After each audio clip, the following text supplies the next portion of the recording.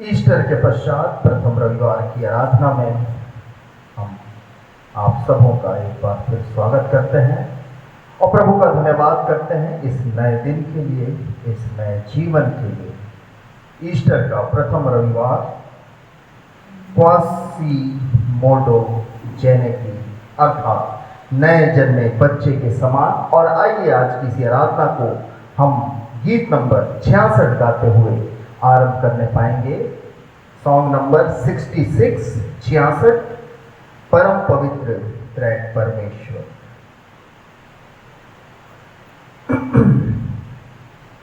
परम पवित्र त्रैक परमेश्वर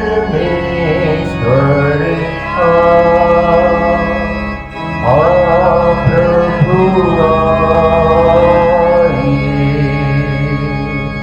परम पवित्र त्रैक परमेश्वर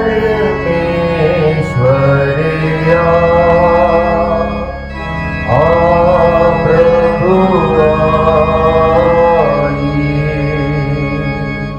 प्रभु सरद जगत तम नाशक विधुत अनाथ के नाथा तब रूप दर्शादी हे प्रभु दे परम पवित्र त्रैक परमेश्वर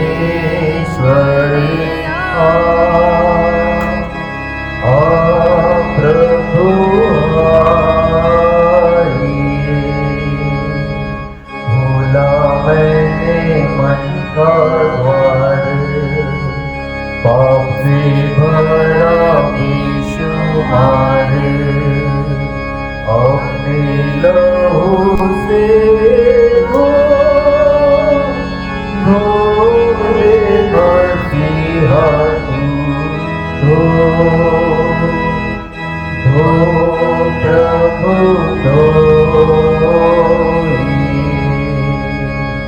परम पवित्र त्रैक परमेश्वर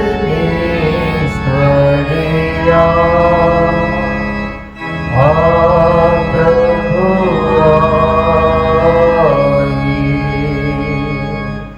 सत्य मन ना भावते दुर्वास ना धावते नूतन जन्म दाता अपना मन मुझे दे प्रभु परम पवित्र त्रैक परमेश्वर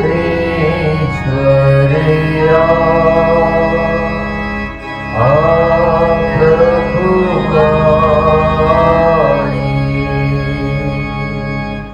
पवित्र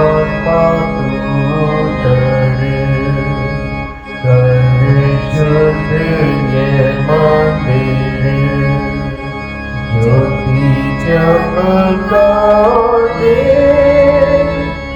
मेरी बात ना तू सुन प्रभु सोनी परम पवित्र त्रैक परमेश्वर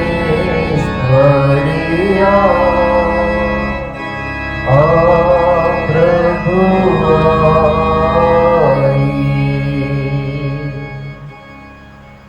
परमेश्वर पिता और पुत्र और पवित्र आत्मा के नाम से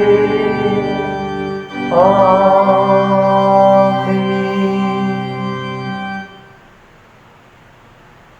प्रभु में प्रियो, आओ हम सच्चे मन से अपने पिता परमेश्वर के निकट आकर अपने पाप स्वीकार करें और यह प्रार्थना करें कि वह प्रभु यीशु मसीह के नाम से हमारे पापों को क्षमा करें।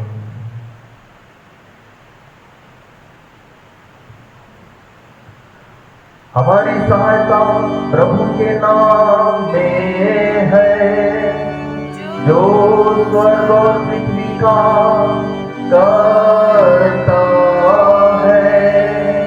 मैंने कहा कि मैं अपने प्रभु के सामने अपने पापों को स्वीकार करूंगा, तब तूने मेरे पापों का दोष क्षमा किया।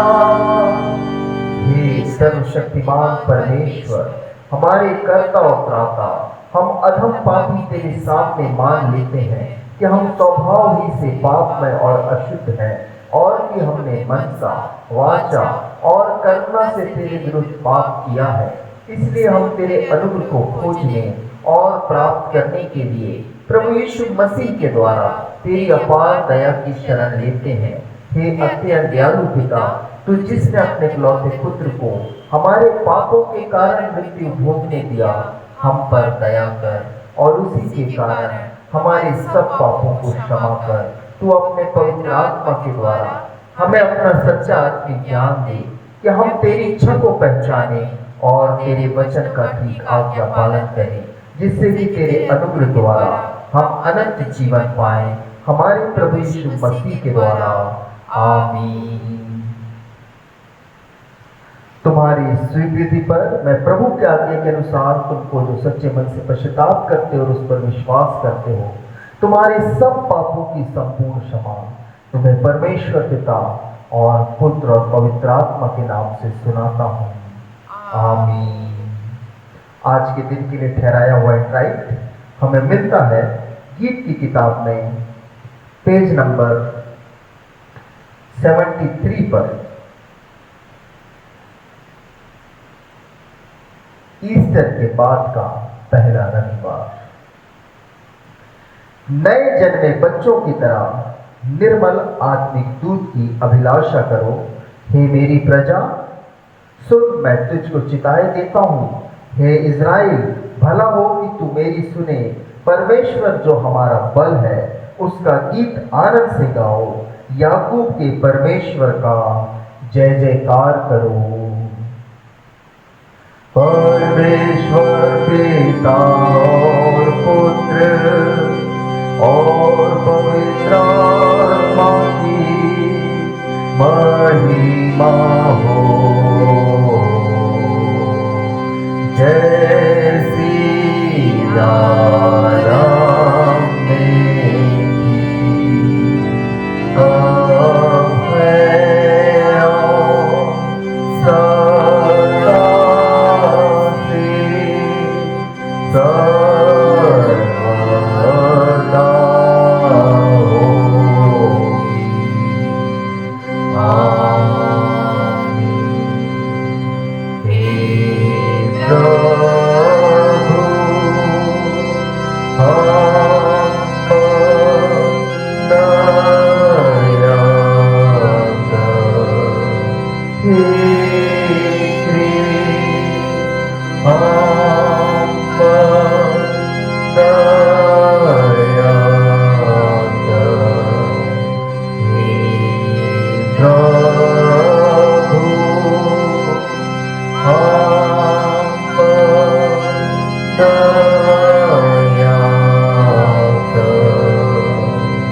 परम धाम में परमेश्वर की महिमा और पृथ्वी पर जिनसे वो प्रसन्न है, उन मनुष्यों में शांति हो।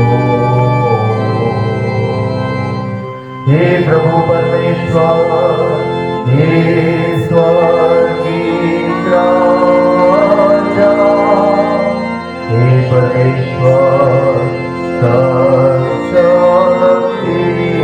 श्रीमान पिता, हम तेरी स्तुति करते हैं, हम तेरी आराधना करते हैं, हम तेरा धन्यवाद करते हैं क्योंकि तेरी महिमा अपार है। हे प्रभु परमेश्वर के इकलौते पुत्र यीशु मसीह, हे प्रभु परमेश्वर, हे परमेश्वर के मेले जो जगत के पाप उठा ले जाता है, हम पर दया कर। तू जो जगत के पाप उठा ले जाता है, हमारी प्रार्थनाओं को ग्रहण कर।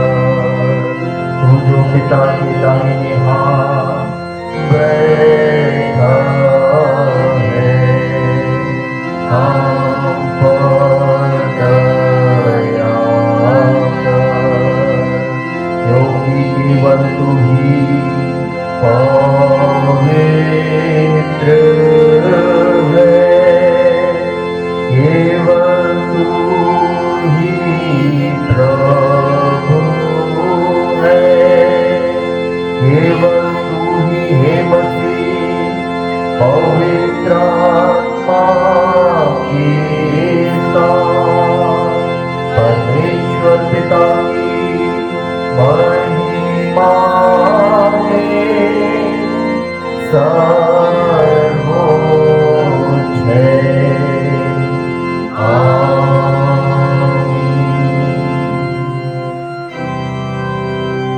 प्रभु तुम्हारे साथ होवे, प्रभु तेरे साथ होवे।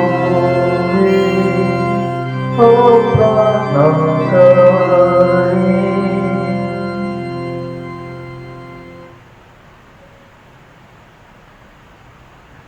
हे सर्वशक्तिमान परमेश्वर, हम तुझसे प्रार्थना करते हैं, यह वर दे कि हम जिन्होंने प्रभु के पुनरुत्थान उत्सव को मनाया है, तेरे अनुग्रह की सहायता से अपने जीवन और वार्तालाप में उसी के फल लाएं। उसी यीशु मसीह तेरे पुत्र हमारे प्रभु के द्वारा, जो तेरे और पवित्र आत्मा के साथ सदैव परमेश्वर युगानुयुग जीता और राज्य करता है। आमीन।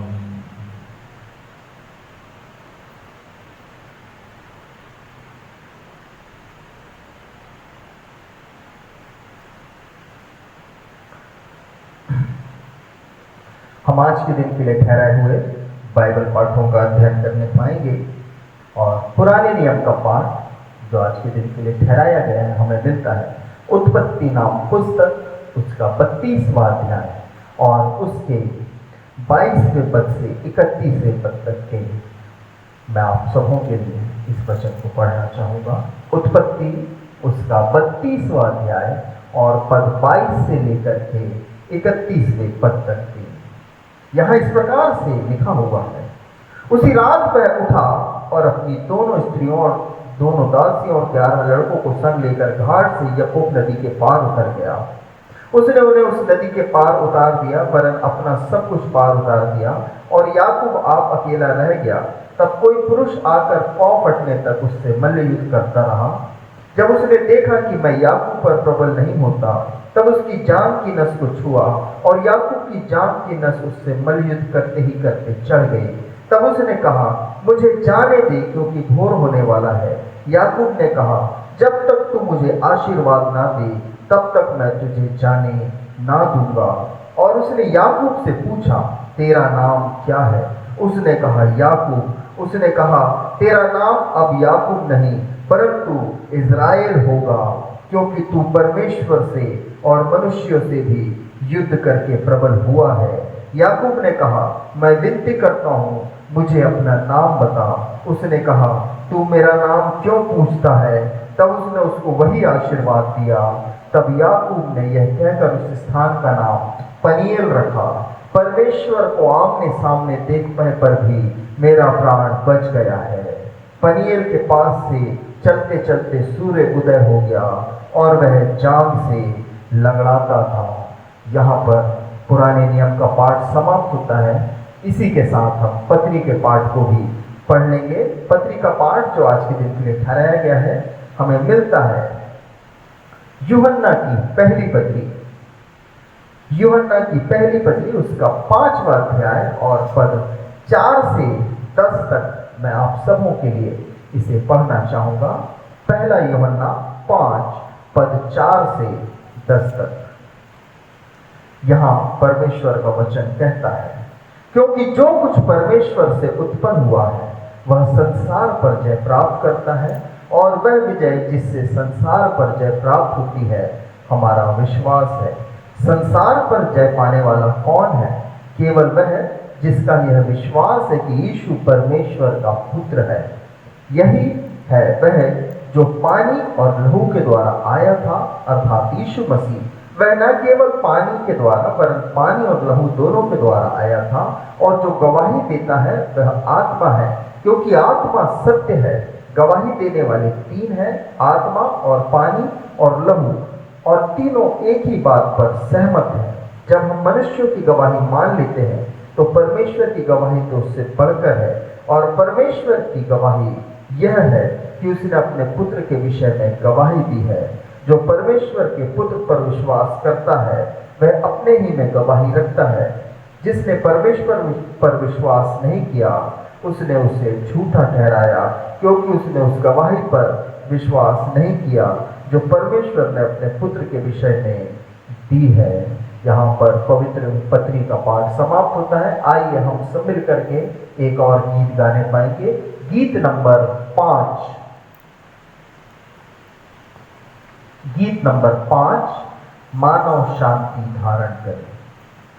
मानव शांति धारण करे,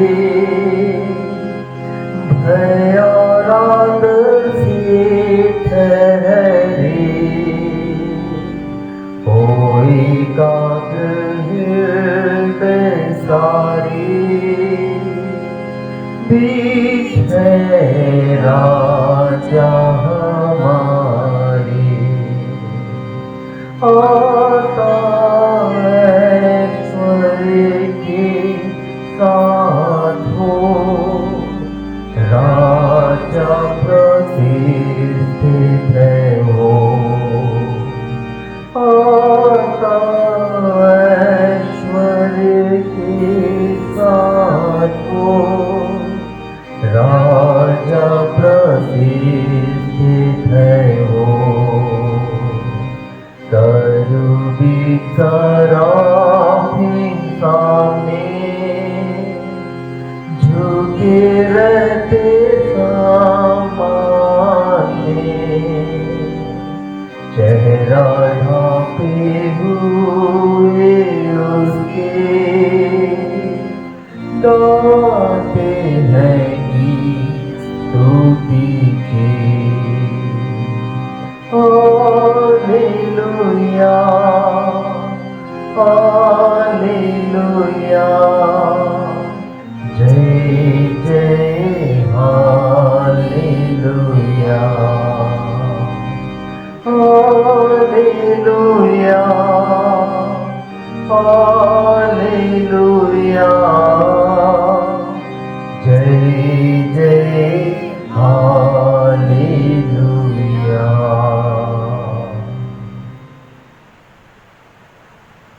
बड़े ही आदर और भक्ति के साथ में हम पवित्र सुसमाचार के पाठ को सुने। पवित्र सुसमाचार का पाठ जो आज के दिन के लिए ठहराया गया है हमें मिलता है यूहन्ना रचित सुसमाचार उसका 20वां अध्याय और पद 19 से पद 31 तक के। यूहन्ना रचित सुसमाचार उसका 20वां अध्याय और पद 19 से पद 31 तक के। उस दिन जो सप्ताह का पहला दिन था, संध्या के समय जब वहां के द्वार जहां चेले थे यहूदियों के डर के मारे बंद थे, तब यीशु आया और उनके बीच में खड़ा होकर उनसे कहा, तुम्हें शांति मिले। और यह कहकर उसने अपना हाथ और अपना पंजर उनको दिखाए। तब चेले प्रभु को देखकर आनंदित हुए। यीशु ने फिर उनसे कहा, तुम्हें शांति मिले। जैसा पिता ने मुझे भेजा है वैसे ही मैं भी तुम्हें भेजता हूँ। यह कहकर उसने उन पर फूंका और उनसे कहा, पवित्र आत्मा लो। जिनके पाप तुम क्षमा करो वे उनके लिए क्षमा किए गए हैं, जिनके तुम रखो वे रखे गए हैं। परंतु 12 में से एक अर्थात थोमा, जो दिदुमुस कहलाता है, जब यीशु आया तो उनके साथ ना था। जब अन्य चेले उससे कहने लगे कि हमने प्रभु को देखा है, तब उसने उनसे कहा, जब तक मैं उसके हाथों में कीलों के छेद ना देख लूं और कीलों के छेद में अपनी उंगली ना डाल लूं और उसके पंजर में अपना हाथ न डाल लूं, तब तक मैं विश्वास नहीं करूंगा। 8 दिन के बाद उसके चेले फिर घर के भीतर थे और थोमा उनके साथ था और द्वार बंद थे। तब यीशु आया और उनके बीच में खड़ा होकर कहा, तुम्हें शांति मिले। तब उसने थोमा से कहा, अपनी उंगली यहाँ लाकर मेरे हाथों को देख और अपना हाथ लाकर मेरे पंजर में डाल और अविश्वासी नहीं परंतु विश्वासी हो। यह सुन थोमा ने उत्तर दिया, हे मेरे प्रभु, हे मेरे परमेश्वर। यीशु ने उससे कहा, तूने मुझे देखा है, क्या इसलिए विश्वास करता है? धन्य है वे जिन्होंने बिना देखे विश्वास किया। यीशु ने और भी बहुत से चिन्ह चेलों के सामने दिखाए जो इस पुस्तक में लिखे नहीं गए हैं, परंतु ये इसलिए लिखे गए हैं कि तुम विश्वास करो यीशु ही परमेश्वर का पुत्र मसीह है और विश्वास करके उसके नाम से जीवन पाओ। यहाँ पर पवित्र सुसमाचार का पाठ समाप्त होता है। आइए हम अपने विश्वास को प्रेरितों के विश्वास वचन अनुसार अंगीकार करेंगे। हम विश्वास करते हैं परमेश्वर सर्वशक्तिमान पिता पर, जो स्वर्ग और पृथ्वी का कर्ता है। हम विश्वास करते हैं यीशु मसीह पर, जो उसका इकलौता पुत्र और हमारा प्रभु है। वह पवित्र आत्मा की शक्ति से गर्भ में आया, कुमारी मरियम से जन्मा, पौंत पिलात के अधिकार में दुख होगा, क्रूस पर चढ़ गया, मर गया और गाड़ा गया, आत्माओं के लोक में उतर गया, तीसरे दिन मृतकों में से जी उठा, स्वर्ग पर चढ़ गया और सर्वशक्तिमान परमेश्वर पिता की दाहिनी ओर बैठा है। वहां से वह जीवितों और मृतकों का न्याय करने आएगा। हम विश्वास करते हैं पवित्र आत्मा पर, एक पवित्र विश्वव्यापी कलीसिया पर, पवित्रों की सहभागिता पर, पाप क्षमा पर, मृतकों के पुनरुत्थान और अनंत जीवन पर। आमीन। आइए हम अपने गीत को गाएंगे। गीत नंबर 49।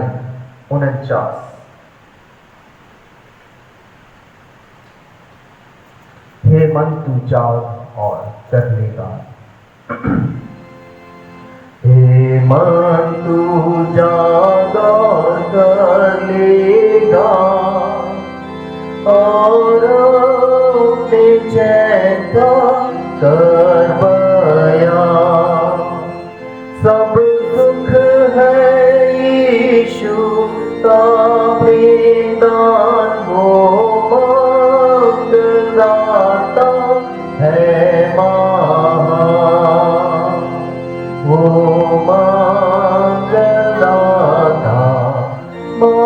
मंगलदाता, वो मंगलदाता है महान।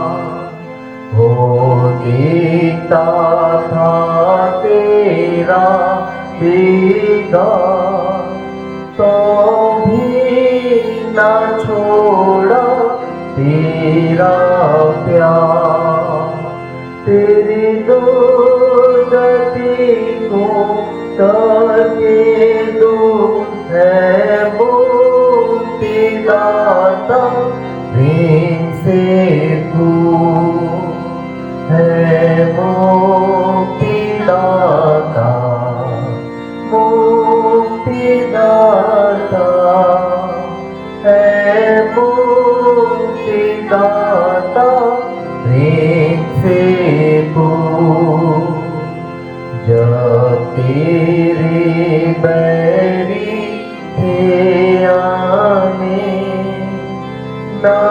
प्रकट हुआ मन काटे, आया तो फिर ज्योति स्वरूप दया से तू भानु, हो दया सिंधु, दया सिंधु, ओ दया सिंधु भानु।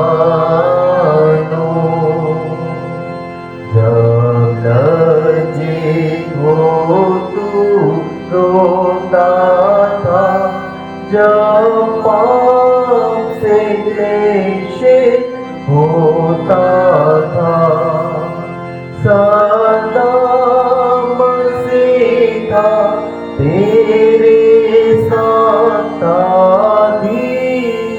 धीरदाता तेरा नाम था, धीरदाता, धीरदाता था, धीरदाता तेरा नाम। आइए, इससे पहले कि हम सब वचन में जाएं, हम प्रार्थना करेंगे। हमारे पवित्र पवित्र पवित्र दिव्य दयालु सर्वशक्तिमान पिता परमेश्वर, आपके नाम की महिमा करते हैं, स्तुति करते हैं, आपको तारीफ अर्पित करते हैं। मेरे परमेश्वर, आप जो सर्वव्यापी, सर्वज्ञानी, सर्वसनातन, सर्वशक्तिमान परमेश्वर हैं, आप जो अल्फा ओमेगा आदि अनंत परमेश्वर हैं, प्रभु आपको सम्मान देते हैं परमेश्वर, आपको आदर देते हैं मेरे प्रभु।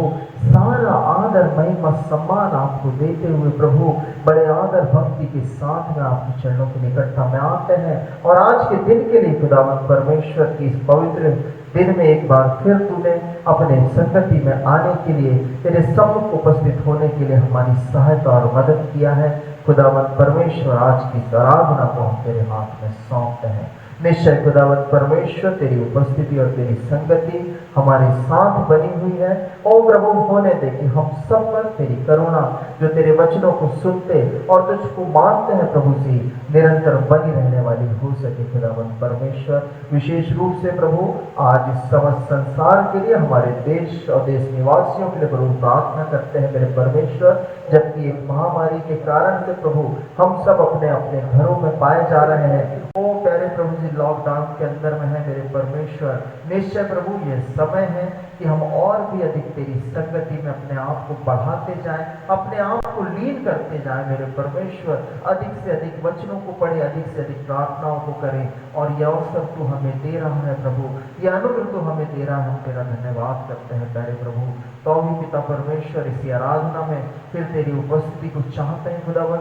और प्रभु विनती प्रार्थना है मेरे परमेश्वर की, आज का ये वचन भी पिता तू अपने हाथों में ले मेरे परमेश्वर, क्योंकि वचन तेरा है और हम तेरे दास और दासी हैं। इस वचन के द्वारा तो हमसे बोलो, बातचीत कर, और जितनों के कानों में प्रभु ये वचन पड़ता है वे सब तेरी आशीष को पाने वाले और तेरे नाम की महिमा करने वाले बन जाएं। आपके अनुग्रह को चाहते हैं और प्रभु आप आशीष दे रहे हैं, हम आपका धन्यवाद करते हैं। हमारी मंडली के एक एक सदस्यों को स्मरण करते हैं प्रभु, आपने आज तक सुरक्षित रखा, संभाला है, और भी प्रभु अगुवाई करें, और भी अपनी निगहबानी और पासवानी में लेकर चले पिता। हर एक आवश्यकताओं को, कमी घटी को प्रभु अपने स्वर्गीय भंडार से पूरा करें। और इसी रीति से प्रार्थना करते हैं प्रभु उन सबों के लिए भी जिनके पास तक पिता ये वचन पहुंचाया जाता है। ओ खुदावंद परमेश्वर, हर एक पर तेरी कृपा और तेरा अनुग्रह और तेरी दैवीय सुरक्षा बहुतायत से बनी रहने वाली हो सके। आपकी आशीष को चाहते हैं। सारा आदर मान सम्मान फिर आपके हाथों में सौंपते हुए, इस समय को आपके हाथ में सौंपते हुए विनती प्रार्थना मांगते हैं यीशु मसीह नासरी के नाम में, आमीन। आइए हम अपने ध्यान को आज के वचन की ओर लगाएं, और जैसा कि हम प्रतिदिन अपने आसपास और अपने आप में नई बातों को होते हुए देख सकते हैं, और ये इसलिए होता है क्योंकि हमारा परमेश्वर सब कुछ नया बनाने में लगा हुआ है। और जो पुनः स्थापना की सामर्थ, जो रिस्टोरेशन पावर हमारे परमेश्वर के पास में है, वो हमारी कल्पना से भी परे है। हम नहीं सोच सकते कि कितना सामर्थ्य हमारा परमेश्वर है और वो किस किस रीति से एक व्यक्ति के अंदर में नए मनुष्यत्व को या नए स्वभाव को डाल सकता है। परंतु जब हम देखते हैं कि ये सारी चीज़ें आपके और मेरे विश्वास और आपके और मेरे निर्णय पर आधारित होती है, क्योंकि हम परमेश्वर को जिस रूप में ग्रहण करते हैं वो हमारे लिए उसी रूप में कार्य करता है। और इस बात से कोई प्रभाव नहीं पड़ता कि आप और मैं क्या हैं या हमने अपने जीवन में क्या किया है, परंतु यदि परमेश्वर चाहे तो प्रभु यीशु मसीह के द्वारा हमें वो नए और परिवर्तित जीवन की आशीष को देता है। जब हम देखते हैं प्रभु यीशु मसीह जो कलवरी क्रूस पर बलिदान हुआ, तीसरे दिन जी उठा और शिष्यों को दिखाई दिया और कितने ही सारे लोगों के ऊपर उसने अपने आप को प्रकट किया, और आज भी उसकी सामर्थ जिस रूप में अडिग और प्रभावशाली है, हम परमेश्वर का धन्यवाद करते हैं कि उसके उस महान प्रेम के लिए जिसका वर्णन यूहन्ना 3:16 में पाया जाता है। आपके और मेरे परिवर्तित जीवन का प्रारंभ इस वचन में हमें मिलता है कि इस वचन में मैं परमेश्वर के प्रेम को पाता हूँ, और परमेश्वर का यही प्रेम मुझे विश्वास करने पर विवश करता है कि यह मेरे ही लिए है, और ये वो एक चिंगारी के समान है जो मेरे उस परिवर्तित या नए जीवन की ओर, जो मैं परमेश्वर में नयापन पाने जा रहा हूँ, उसकी ओर मुझको आगे बढ़ाना प्रारंभ करता है। और तब मैं देखता हूँ, सबसे पहली बात, मैंने मसीह के द्वारा और मसीह में होकर के नए जीवन को पाया है। दूसरे कुरिन्थियों की पत्री उसके 5वें अध्याय और उसके 17वें पद में बाइबल कहती है, सो यदि कोई मसीह में है तो वह नई सृष्टि है, देखो पुरानी बातें बीत गई हैं, वे सब नई हो गई हैं। और ये कौन सी पुरानी बातें हैं जो मसीह में मेरे जीवन बिताने के बाद से, या मेरे मसीह को ग्रहण करने के बाद से, या मसीह जो अब मेरा प्रभु बन गया है उसके बाद से वो कौन सी चीज़ें हैं जो पुरानी बातें हो गई मेरे लिए, और मैं देखूंगा कि मेरी जो गलत निर्णयों को लेने की आदत थी, मेरी जो अंधकार के हाकिम के अधीन होकर के अनाज्ञाकारिता करने की आदत थी, मेरी जो मनुष्यों को प्रसन्न करने की आदत थी, मेरी जो हर एक प्रकार के क्रोध, रोष, निंदा, बैरभाव, ईर्ष्या, दुष्कामना, बुरी लालसा और लोभ, ये सारी चीजें मसीह में आने के द्वारा से पीछे छूट गई हैं। अब मैं प्रभु यीशु मसीह का धन्यवाद करता हूँ कि मैं मसीह में नई सृष्टि हूँ। मैंने मसीह में होकर के नए जीवन को पाया है। सारी पुरानी बातें पौलुस के जीवन में हम देखें कि उसने इसे प्रैक्टिकली जिया है। यह बात जो वो कुरिन्थियों के लोगों से कह रहा है कि जो मसीह में है वो नई सृष्टि है, इस बात को उसने व्यक्तिगत रूप में व्यवहारिक किया कि जो जो बातें उसकी लाभ थी उसको पीछे छोड़ दिया। उसने अपने आप का पूर्ण त्याग किया है। वो कहता है कि अब मैं जीवित नहीं रहा परंतु मसीह मुझ में जीवित है। ये वो पुनरुत्थान की सामर्थ है जो परमेश्वर आपके और मेरे अंदर में डालता है और वो देखना चाहता है कि ये सामर्थ्य निरंतर मेरे जीवन में कार्य करे। और आपका और मेरा यह कर्तव्य है कि हम इस सामर्थ्य को और भी अधिक संभाले, जो परमेश्वर के द्वारा से दान स्वरूप आपको और मुझको प्राप्त होती है। आप में और मुझ में वो योग्यता नहीं है मेरे प्रियो कि हम परमेश्वर की सामर्थ्य को अपने वश में कर सकें, परंतु ये परमेश्वर का प्रेम है जो मसीह यीशु मसीह के द्वारा से वो आपको और मुझको नई सामर्थ्य से भरता है, उस पुनरुत्थान की सामर्थ्य से भरता है। अब मैं कह सकता हूँ कि मेरे अंदर में से पुरानी बातें बीत चुकी हैं, अब मेरे अंदर जो कुछ पाया जाता है वो नया है, वो मसीह का है, वो परमेश्वर का है। और जब जब मैं इस बात पर दृढ़ निश्चय रखता हूँ, विश्वास करता हूँ, ये बातें मेरे लिए सार्थक होती है। अन्यथा ये मेरे लिए किसी लाभ की नहीं है। तो विश्वास करें कि जब मैं मसीह में हूँ, मैं एक नई सृष्टि हूँ और मेरा जीवन नया बनता चला जाए। दूसरी बात हम देखें, हमारा पुराना पापमय स्वभाव अब नहीं रहा, वह मर गया है।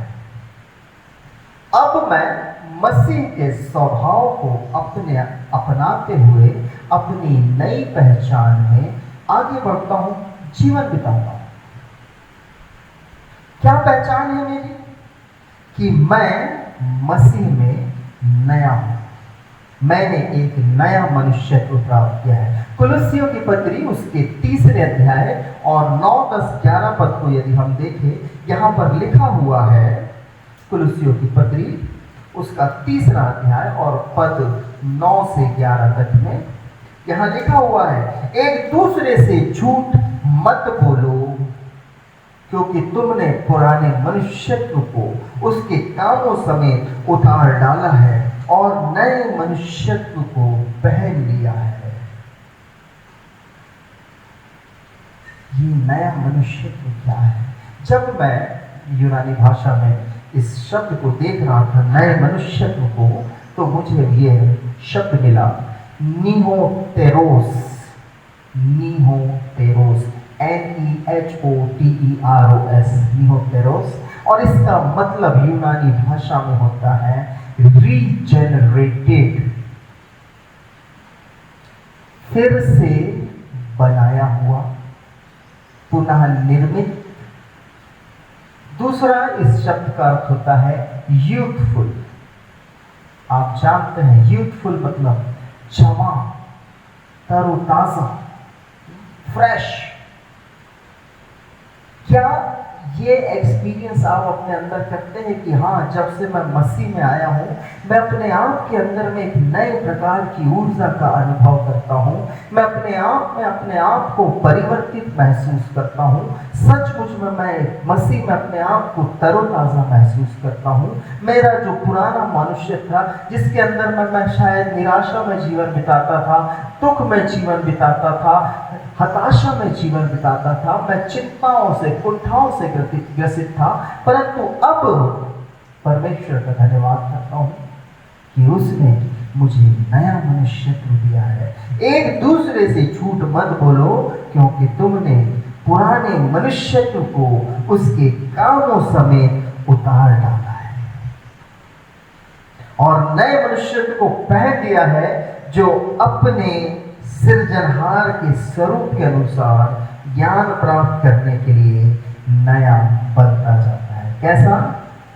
जो अपने सृजनहार के स्वरूप के अनुसार ज्ञान प्राप्त करने के लिए नया बनता जाता है, और उसमें ना तो यूनानी रहा, ना यहूदी रहा, ना खतना रहित, ना जंगली, ना स्कूती, ना दास, ना स्वतंत्र, केवल मसीह सब कुछ और सब में है। जब आप और मैं मसीह में पाए जाते हैं, हमारी आइडेंटिटी जो है ना, वो टोटल बदल जाती है।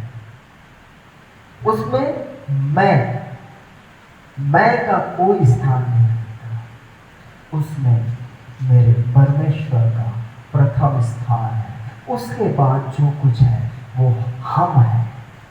मैं और मेरा मसीह। ये वो नई बात है जो परमेश्वर आपके और मेरे अंदर देखना चाहता है।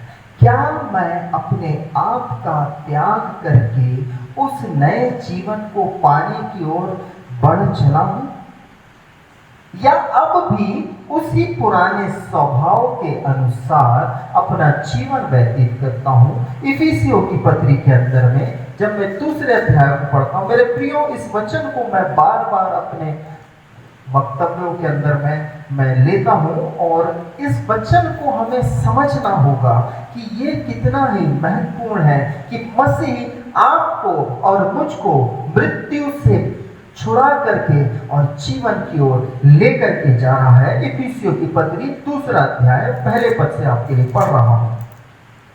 उसने तुम्हें भी जिलाया जो अपने अपराधों और पापों के कारण मरे हुए थे, जिनमें तुम पहले इस संसार की रीति पर और आकाश के अधिकार के अर्थात उस आत्मा के अनुसार चलते थे जो अब भी आज्ञा ना मानने वालों में कार्य करता है।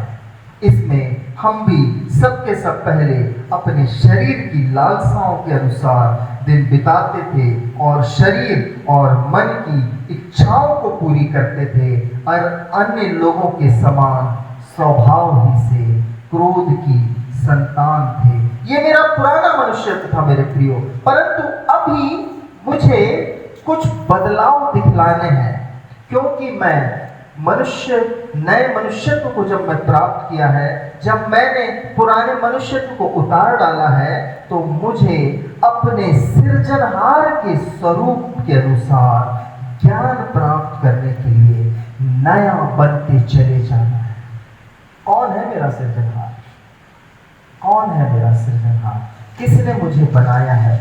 किसने मुझे नया जीवन दिया है? उसका नाम है प्रभु यीशु मसीह, जो मृत्यु पर जयवंत हुआ है और आपको और मुझको भी नए जीवन की सामर्थ्य देने के योग्य है। उसका यही प्यार, उसका यही त्याग आपके और मेरे लिए है, और वो भी चाहता है कि हम भी अपना पूर्ण समर्पण अपने पुराने मनुष्य को पीछे छोड़ते हुए नए मनुष्य की ओर आगे बढ़ते चले जाएं। परमेश्वर, तीसरी बात है, परमेश्वर हमें आमंत्रित करता है कि हम पुरानी बातों को छोड़कर आगे बढ़ें।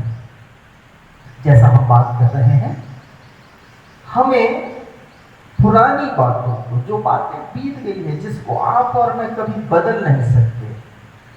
किसी विद्वान ने इस रीति से कहा है कि भूतकाल को बदला नहीं जा सकता, भविष्य की चिंता करना आपका और मेरा काम नहीं है, परंतु जिस वर्तमान में हम जीते हैं, यदि हम इसे उचित रूप में बिताएं तो निश्चय परमेश्वर आपकी और मेरी सहायता करेगा कि हम एक अच्छे भविष्य को प्राप्त कर पाए। और यही बात हमें यशाया नबी की पुस्तक उसके 43वें अध्याय 43 चैप्टर के 18वें वर्ष में भी देखने को मिलती है।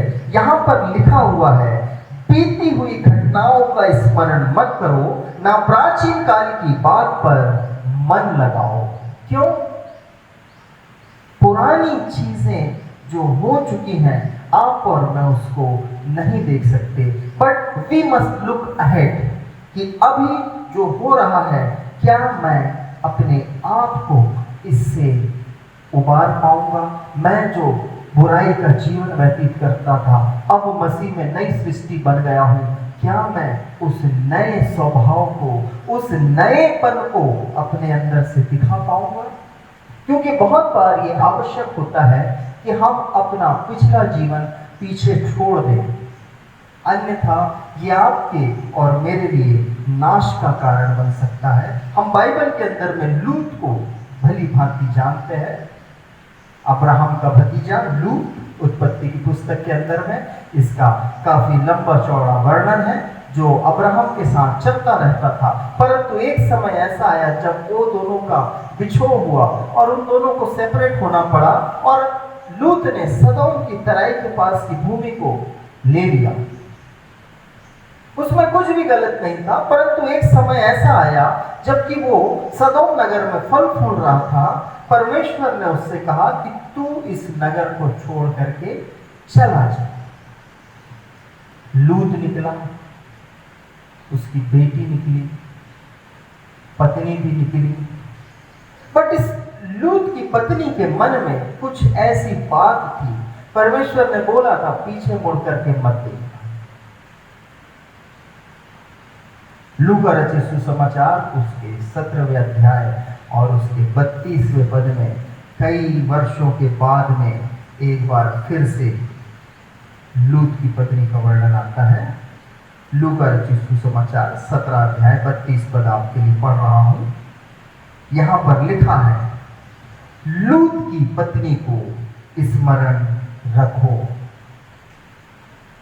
छोटा सा स्टेटमेंट है, यीशु मसीह ने अपने शिष्यों के सामने कहा, लूत की पत्नी को स्मरण रखो। वे सारे लोग जो अपनी बीती हुई बातों को छोड़ करके आगे नहीं बढ़ना चाहते हैं, वो इस लूत की पत्नी के समान है, जिसका मन परमेश्वर की आज्ञा पाने के बाद भी बीती हुई बातों पर लगा था।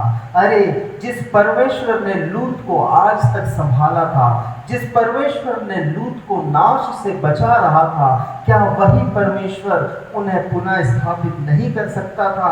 परंतु लूत की पत्नी के मन में था कि एक बार पीछे मुड़कर तो देखूं, मैं क्या क्या छोड़ करके पीछे जा रही हूं। जब उसने पीछे मुड़कर देखा, मेरे प्रियो, बाइबल कहती है वो उसी घड़ी नमक का खंभा बन गई।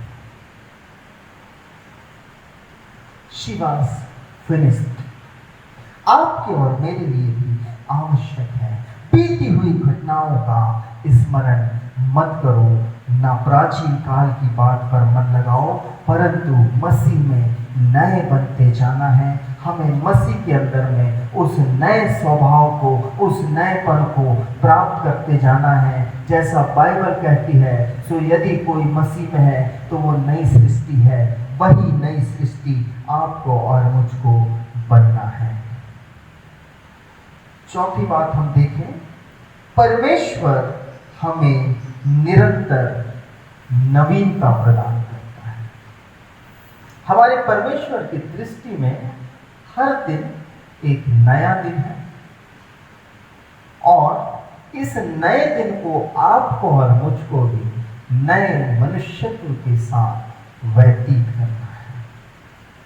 दूसरा कुरिन्थियों उसकी 4 और 16 और 17 पद में यहां लिखा हुआ है, इसलिए हम हियाव नहीं छोड़ते, यद्यपि हमारा पुराना मनुष्यत्व नाश होता जाता है, तो भी हमारा भीतरी मनुष्यत्व दिन प्रतिदिन नया होता जाता है, क्योंकि हमारा पल भर का हल्का सा क्लेश हमारे लिए बहुत ही महत्वपूर्ण और अनंत महिमा उत्पन्न करता जाता है।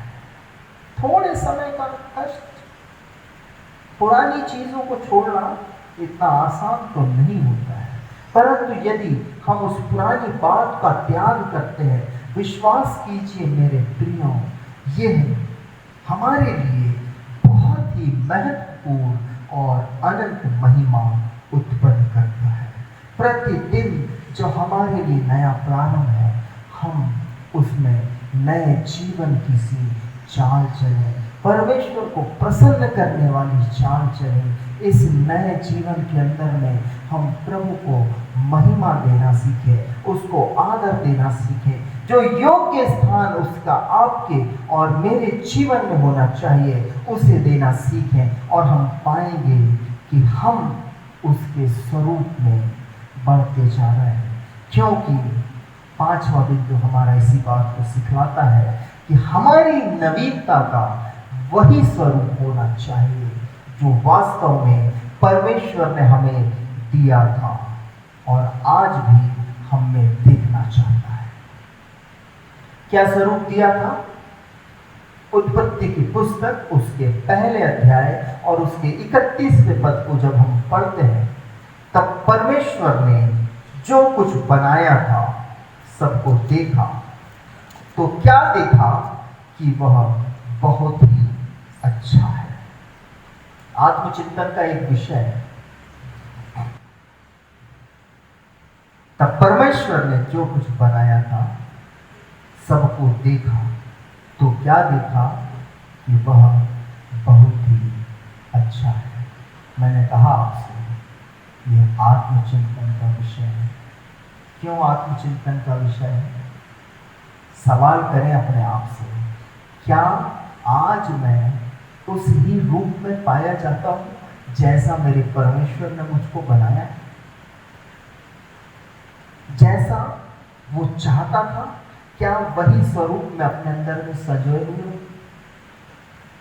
मैं परमेश्वर के द्वारा से उत्पन्न हुआ, पर क्या मैं परमेश्वर की समानता और उसके स्वरूप को आज भी अपने अंदर प्रकट कर सकता हूं? और ये तो बहुत बड़ी बात है।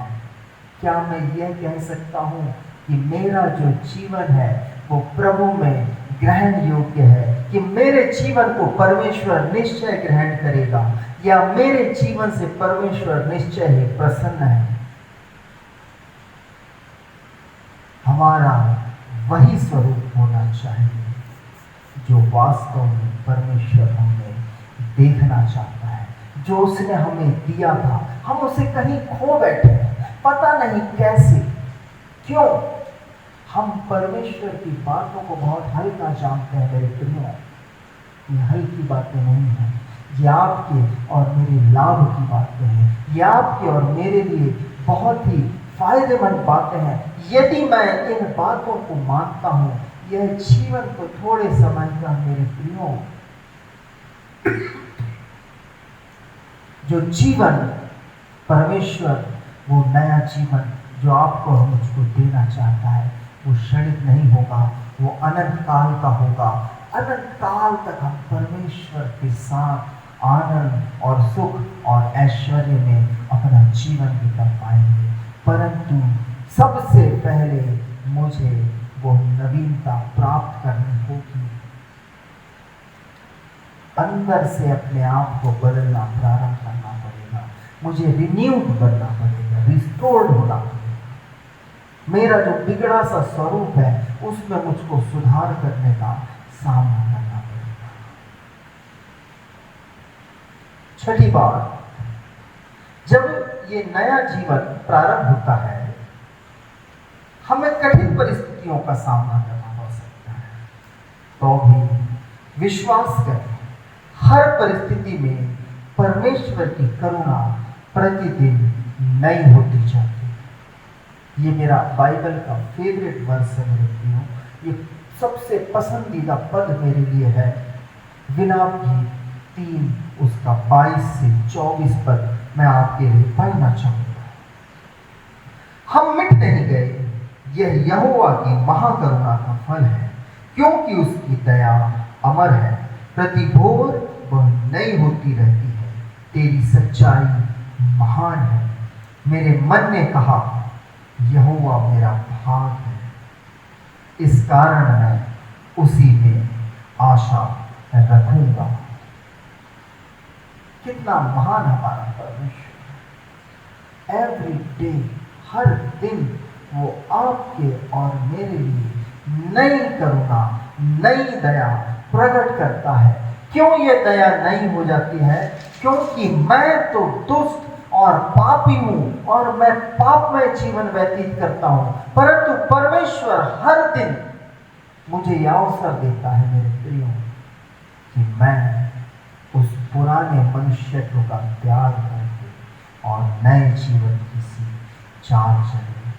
सातवीं बात, परमेश्वर द्वारा हमें नवीनता प्रदान करने का उद्देश्य यह है कि हम उसके सब संतों के साथ सिद्धता को प्राप्त करें। As it was in the beginning, मनुष्य परमेश्वर की समानता और स्वरूप में बनाया गया, कहीं बिगड़ गया।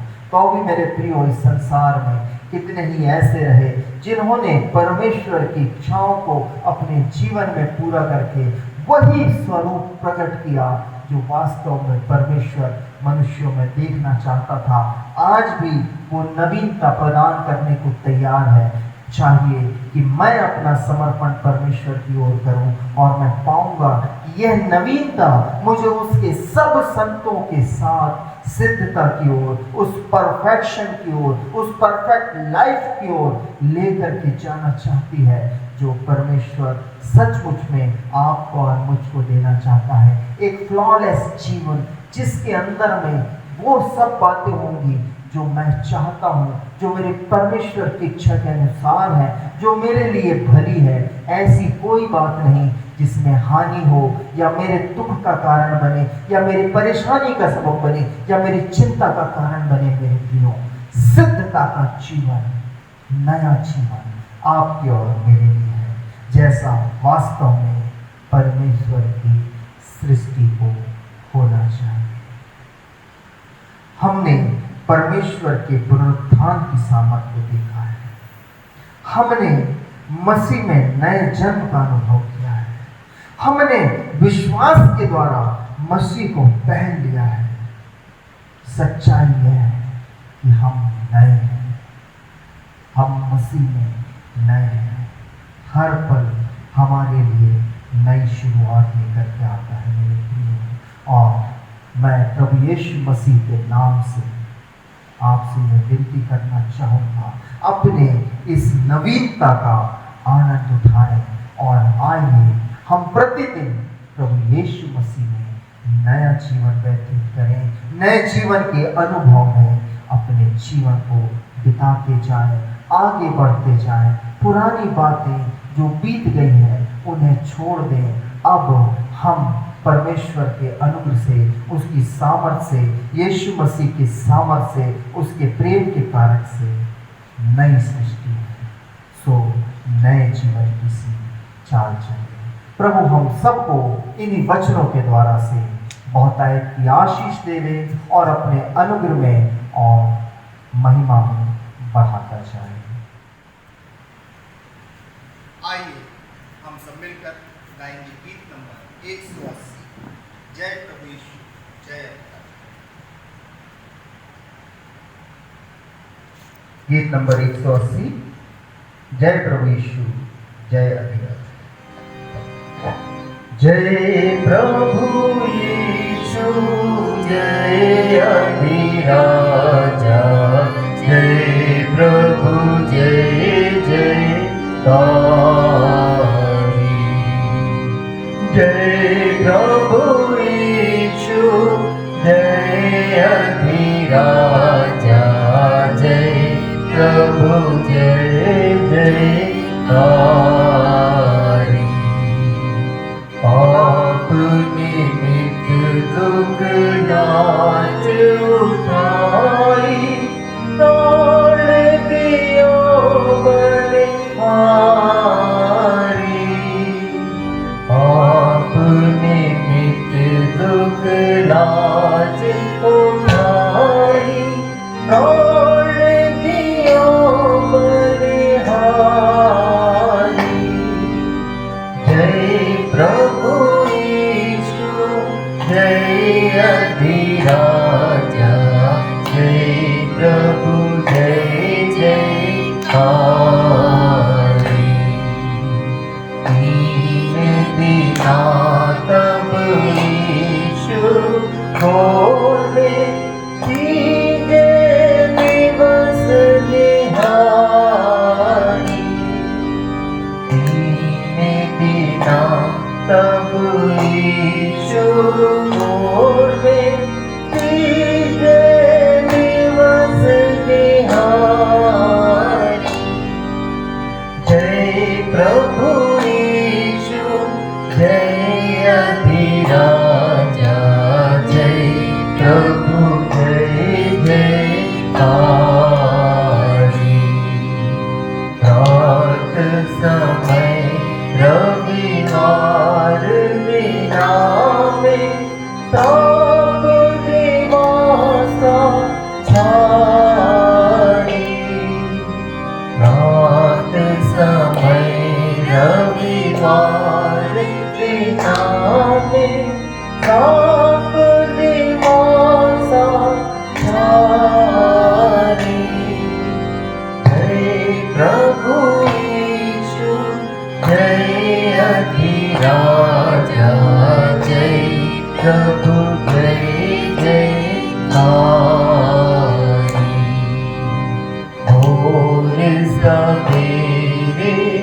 घोर मरण का तोड़ा बांधन भारी, घोर सवेरे घोर मरण का तोड़ा बांधन भारी। जय प्रभु यीशु जय अधिराजा, जय प्रभु जय जयकारी। हार गयो शैतान निकल हो, पायो लाज का पानी। हार गयो शैतान निकल हो, पायो लाज का पानी। जय प्रभु यीशु जय अधिराजा, जय प्रभु जय जयकारी।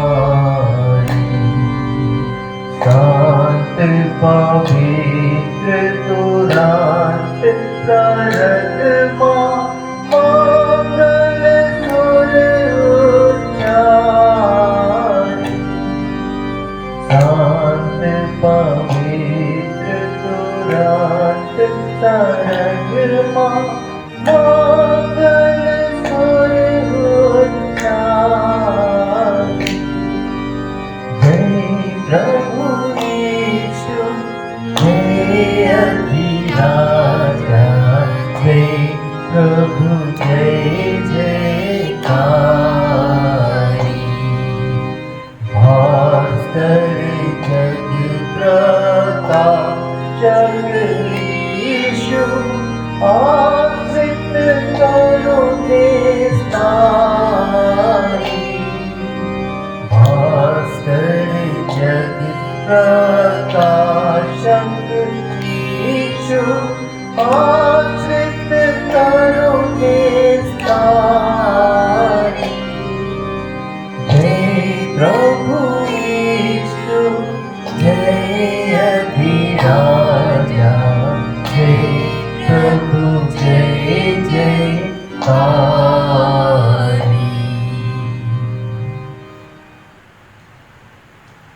आज की इस आराधना को हम कलीसियाई प्रार्थना द्वारा समाप्त करेंगे। हमारी गीत की किताब में पृष्ठ 8 पर कलीसियाई प्रार्थना।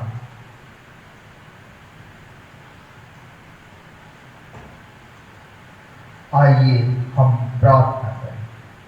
हे सनातन सर्वशक्तिमान परमेश्वर, तू जो सब जाति गणों द्वारा आराधनीय है, हम हृदय से नम्रता पूर्वक तेरी उन सब आगणित आत्मिक आशीषों के लिए तेरा धन्यवाद करते हैं जो तूने हमारे अयोग्य होते भी हमको दी है। हम तेरी स्तुति करते हैं कि तूने अपने पवित्र वचन और सैक्रमेंटों को हमें दिया है। हे प्रभु, हम तुझसे प्रार्थना करते हैं कि तू समस्त कलीसिया को जो इस पृथ्वी पर है अपनी पवित्र शिक्षा में बनाए रख, और ऐसे विश्वस्त पास्टर सेवक के जो सामर्थ के साथ तेरा वचन प्रचार करें। सब श्रोताओं को ये अनुरोध है कि तेरा वचन नम्रता से सुने और मन के शुद्ध भाव से उसे स्वीकार करें और आत्मा के फल फलें। सब क्लेशों और संकटों में अपने लोगों का रक्षक और सहायक हो। यह वर दे कि हम तेरी कलीसिया में भ्रातृ प्रेम और मसीह संगति में रहते हुए विश्वास की अच्छी लड़ाई लड़ सके और अंत में अनंत उद्धार प्राप्त करने पाए। हे दयाशील प्रभु परमेश्वर, हमारी सुन। इस भूमंडल के समस्त जाति गणों पर अनुग्रह से दृष्टि कर हमारे प्रिय राष्ट्रपति को, सरकार और सब विश्वासियों के अधिकारियों को और हमारे देश के सारे निवासियों को आशीष दे। यह वर दे कि तेरी महिमा हमारे बीच निवास करे और दया, सच्चाई, धार्मिकता और शांति हर जगह पर प्रबल हो। हे दयाशील प्रभु परमेश्वर, हमारी सुन। हे दयालु परमेश्वर, सब माताओं और पिताओं की सहायता करके अपने बच्चों का प्रतिपालन तेरे भय और प्रेम में करें। हम अपने सब विद्यालयों को तेरे रक्षाकारी हाथ में सौंपते हैं और प्रार्थना करते हैं कि उपयोगी ज्ञान और मसीह सद्गुणों के पोषण स्थान हो, जिससे वे जीवन के उत्तम फल लाएं। हे दयाशील प्रभु परमेश्वर, हमारी सुन। कृपा करके आग और पानी, लड़ाई और मरी, महंगाई और अकाल और सब प्रकार की अन्य विपत्तियों से हमारी रक्षा कर हर एक की उसके यथोचित कार्य में सहायता करें और बढ़ाए। हमारे उपयोग के लिए भूमि की अच्छी उपज दे। समयोगी धंधों और सेवाओं की जो हमारे मध्य किए जाते हैं उन्नति कर। हे परमेश्वर पिता, कृपा करके सब विधवाओं, विधुरों और अनाथों की सुधि ले। सब रोगियों और कंगालों का सहायक और सब असहाय और दुखियों का शांति दाता हो। हे दयाशील प्रभु परमेश्वर हमारी सुन। हम एक साथ मिलकर ये प्रार्थना करें। हे परमेश्वर, हम इस पृथ्वी पर परदेसी और यात्री हैं, इसलिए हमारी सहायता कर कि हम सत्य, विश्वास और धार्मिक जीवन द्वारा स्वतः को आगामी लोक के लिए तैयार करें। जब तक दिन है हम वही करें जो तूने हमें करने को दिया है, क्योंकि रात आती है जिसमें कोई कुछ काम नहीं कर सकता। जब हमारी मृत्यु समीप हो तब हमें अपनी सामर्थ से संभाल और अपने अनंत निवासों में ग्रहण कर। तेरे पुत्र हमारे प्रभु यीशु मसीह के द्वारा, जो तेरे और पवित्र आत्मा के साथ एक परमेश्वर सदा सर्वदा जीता और राज्य करता है। आमीन। हम एक साथ मिलकर प्रभु की प्रार्थना करें। हे हमारे पिता, तू जो स्वर्ग में है, तेरा नाम पवित्र माना जाए, तेरा राज्य आए, तेरी इच्छा जैसे स्वर्ग में पूरी होती है वैसे पृथ्वी पर भी हो। हमारे दिन भर की रोटी आज हमें दे, और जैसे हमने अपने अपराधियों को क्षमा किया है वैसे ही हमारे अपराधों को क्षमा कर, और हमें परीक्षा में न ला परंतु बुराई से बचा, क्योंकि राज्य और पराक्रम और महिमा सदा तेरे है। आमीन। परमेश्वर का धन्यवाद और स्तुति करो। परमेश्वर का धन्यवाद और स्तुति होवे।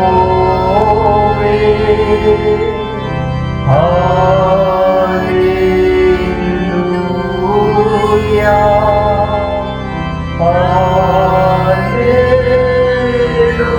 Hallelujah, hallelujah.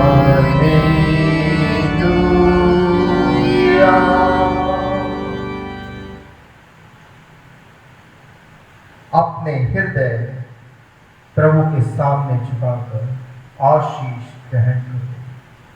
प्रभु तुम्हें आशीष दे और तुम्हारी रक्षा करे। प्रभु अपने मुख का प्रकाश तुम पर चमकाए और तुम पर अनुग्रह करे। प्रभु अपना मुख तुम पर प्रकट करे और तुम्हें शांति दे। परमेश्वर पिता और पुत्र और पवित्र आत्मा के नाम से आमीन।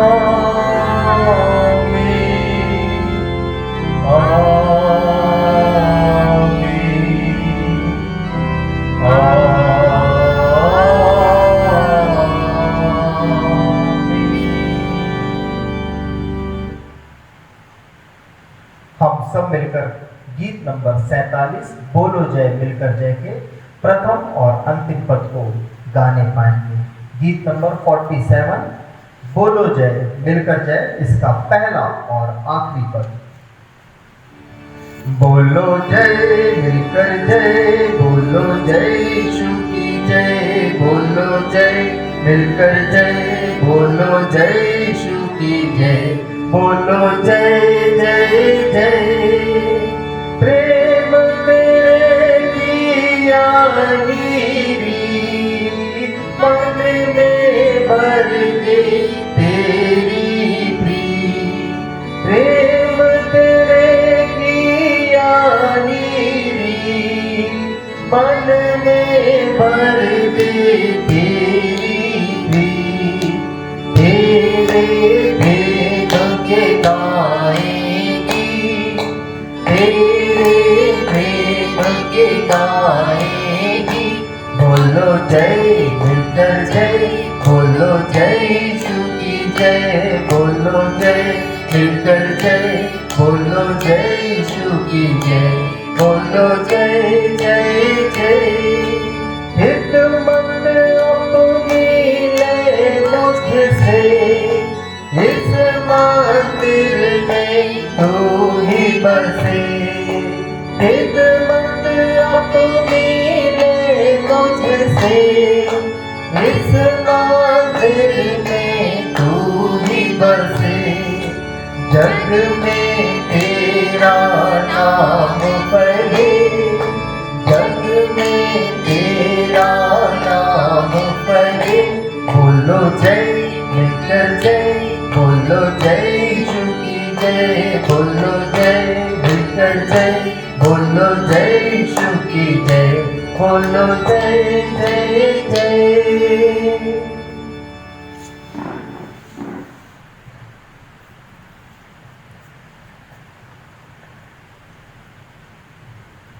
आप सबों को यीशु सहाय। जय मसीह।